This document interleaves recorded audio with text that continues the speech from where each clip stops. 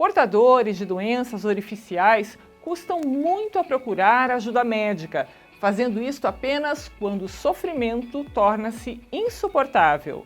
Além da hemorroida que foi explicada no bloco anterior, outras doenças acometem o ânus, trazendo incômodo e muito sofrimento. Quem fala sobre as fístulas e fissuras anais é o coloproctologista e cirurgião Gustavo Curachi. A fissura nada mais é que um corte, um pequeno machucado bem na borda do ânus, normalmente causada por um trauma na hora da evacuação. Então, aquelas pessoas que têm o intestino muito ressecado, as fezes muito duras, fazem muito esforço na hora de fazer cocô, causam um pequeno machucadinho na borda do ânus, e isso é o chamado de fissura. A fístula, ela é uma comunicação entre o canal anal, né, dentro do intestino, com a pele, normalmente causado após uma infecção, o chamado abscesso.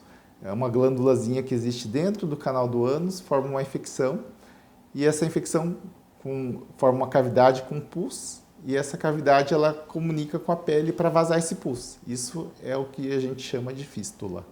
O diagnóstico nas duas doenças é clínico, então basta o médico examinar a região anal, fazer um exame proctológico, né, como a gente chama,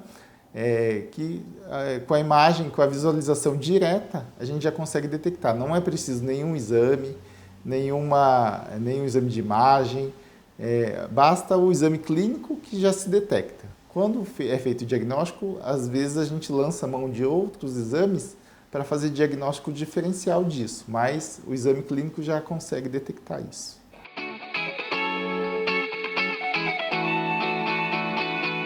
A fístula anal, que é essa comunicação, que ela normalmente está associada a uma infecção, essa sim tem que fazer um tratamento cirúrgico. As fissuras, quando detectadas logo no início, o tratamento basicamente é clínico, com medidas comportamentais, com mudança na dieta, com a utilização de pomadas, que isso consegue reverter sem precisar necessariamente de uma cirurgia. Mas nos casos em que o tratamento é tardio, a pessoa deixa passar muito tempo, essas fissuras podem ficar profundas e não respondendo ao tratamento clínico, aí sim necessitando de uma cirurgia.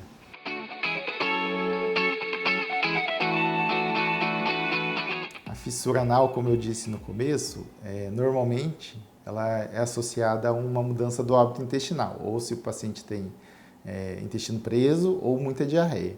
Então, partindo desse princípio, a gente já consegue diferenciar a fissura. A fissura também causa um sintoma muito típico, que é dor intensa associada ao sangramento anal vivo. Então, quando a pessoa vê aquele sangue no papel, ou até mesmo sangue que pinga no vaso bem vivo, existe uma boa chance de ser uma fissura. E normalmente o sintoma que mais chama atenção, que mais faz os pacientes procurar o médico é a dor. É uma dor intensa, principalmente logo após a evacuação, que pode perdurar, às vezes até algumas horas depois. Já a fístula, como ela é relacionada a uma infecção, normalmente o paciente também pode ter dor, associada ao vazamento de uma secreção, normalmente pus ou um pouco de sangue, na redondeza ali da região anal. Então, próximo à região do ânus, existe um pequeno vazamento que normalmente tem mau cheiro, que é associado pode ter relação com febre, com cansaço, tudo relacionado à infecção. Então, a fissura é dor e a fístula é um vazamento, se a gente puder classificar como os principais sintomas de cada uma delas.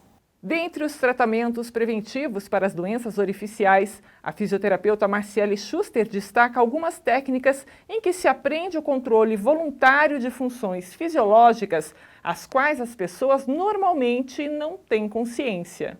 Algumas doenças orificiais, como a fissura, por exemplo, que é o sangramento ou a dor durante a evacuação, podem ser causadas por algum desequilíbrio ou disfunção na musculatura do assoalho pélvico.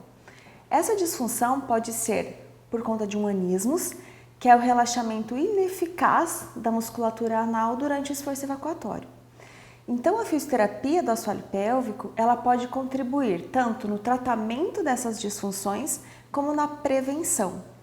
Então, sempre que o paciente for diagnosticado com alguma alteração nessa musculatura, seja pelo anismos ou pela hipertonia, que é a dificuldade também no relaxamento, é onde o paciente se mantém com a musculatura do ânus contraída o tempo todo, ele deve ser encaminhado para um fisioterapeuta especializado para receber as orientações para que tenha esse equilíbrio muscular novamente.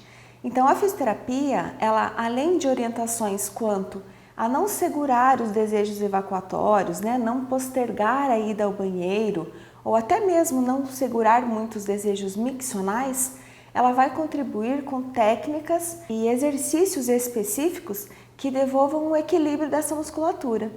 Então, pode ser através do biofeedback, da cinesioterapia, a técnica do ballonê retal, que vão mostrar para o paciente onde é esse músculo que está disfuncional. Então, através de exercícios, de situações onde o paciente vai reconhecer como se fosse a chegada das fezes, a fisioterapia com essas técnicas vai ajudar com que ele tenha um relaxamento melhor para que ele sente no vaso e consiga ter uma evacuação mais satisfatória, sem dor e sem sangramento. Então, a fisioterapia contribui em ensinar esse paciente o que é uma correta contração, mas principalmente o que é um correto relaxamento para então prevenir ou tratar essas disfunções e das doenças orificiais. E a alimentação? Como deve ser para quem sofre com doenças como hemorroida? A nutricionista Caroline Doneda lembra que a alimentação é fundamental na prevenção das doenças orificiais, argumento defendido pelos médicos. A alimentação é um dos principais fatores para se trabalhar a prevenção de doenças orificiais. A adoção de uma alimentação saudável é interessante para todos os níveis da nossa qualidade de vida, mas nesse caso em específico, nós precisamos ressaltar a importância do consumo de pelo menos 2 litros de líquido por dia e o consumo de fibras insolúveis, que são aquelas que vão facilitar o trânsito intestinal, amolecendo a consistência das fezes. Essas fibras estão presentes principalmente em algumas frutas, como o mamão, a laranja, a manga e o abacate. Os cereais também são interessantes para o auxílio da evacuação. No entanto, os cereais, se não consumidos com associação aos líquidos, acabam aumentando o volume das fezes e não amolecendo essas fezes. Então, é sempre importante lembrar que a fibra tem que estar associada com a água. É claro que consumir uma alimentação com pouca quantidade de massas, de farinhas, de gorduras, também facilita o trânsito intestinal. Agora, só tirando alguma dúvida da maioria das pessoas com relação ao consumo de pimentas. Se ouve muitos pacientes perguntarem, eu tenho hemorroidas, eu posso ou não consumir pimenta? É importante ressaltar que a pimenta não provoca o surgimento das doenças orificiais.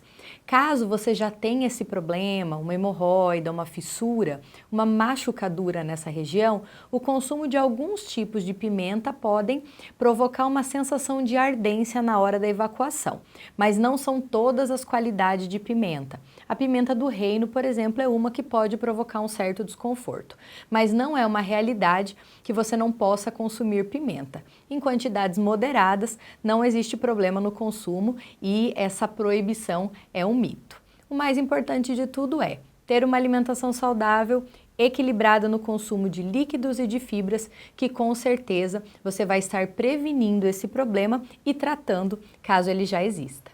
No próximo bloco, a cirurgiã e coloproctologista Doriane Lima fala sobre a retocele, uma doença que atinge entre 30% e 93% das mulheres. É rapidinho, a gente volta já já.